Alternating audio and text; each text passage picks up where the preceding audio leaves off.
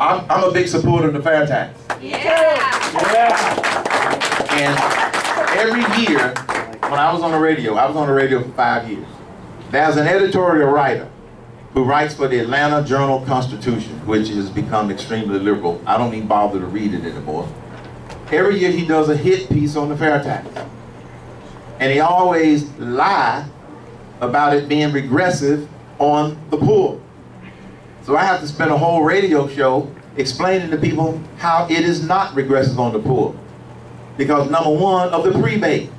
See, if people don't understand, that's all they hear. They need to be educated on the prebate, where the sales tax for basic necessities has been calculated based upon family size, and everybody gets that tax up front before you go to the grocery store and you go to buy clothes. That's one of the biggest ones that he talks about.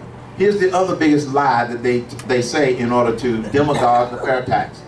They say that it's going to be a 30% tax on top of all of the taxes we pay now. That's a lie. It replaces, first of all, that's two lies. They've got so good they can lie twice in one sentence.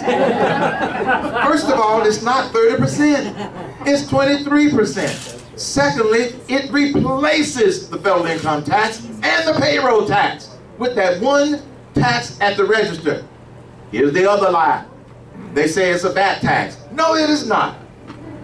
A VAT has a tax at multiple phases of the process when you're making widgets.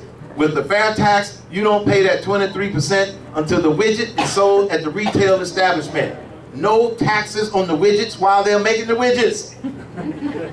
Those are the three biggest. Am I right? You are so right. A lot of you understand the fair tax. That's why I say we have to educate the public on what's truth and what are lies, and then they'll get comfortable with it. And that will truly supercharge our economy. In your opinion, what is the worst amendment to the Constitution? The 16th Amendment is the worst amendment to the Constitution. That's the one that allows us to be taxed on income. And in the fair tax legislation, because I got asked this question earlier, in the fair tax legislation, there is language that says that it cannot go into effect until the 16th Amendment is repealed, because no way do we want to have them to have the opportunity to do both, double taxation. Now, let me say something about the VAT. A VAT tax over my dead body. That would be the death knell to the U.S. economy. So when you hear them floating that trial balloon, make sure you knock that balloon out of the air real quick. That's the death. That would be the death knell of our economy. The 5 points that I mentioned would be the program that I would propose in the first 6 months to try to get this economy going. We can't keep waiting.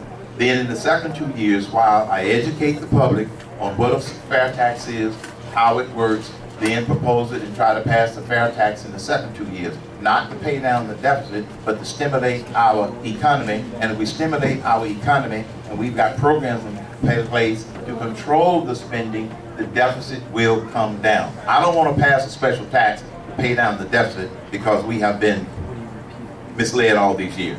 No, not a special tax. Grow the economy, start to bring down the debt. Guess what? The value of the dollar goes up. Solves a lot of other problems. That's the fair tax part. As soon as we succeed in implementing the fair tax, companies will be dying to come back to America because it also eliminates the corporate tax. And we've got some, let me tell you why companies will want to come back if we get rid of the messed up tax. This is why they left in the first place. We get rid of the tax code, put in the fair tax, they will want to come back home. More importantly, think about the new businesses that could get started without a penalty because of all of the regulation and all of the taxes that you have to pay if you come up with a good idea. So replacing the fair tax is what's going to supercharge our economy. Companies, I believe, will start leaving and some of them will come back. Why? It's not just about where companies can find cheap labor. I've served on corporate boards.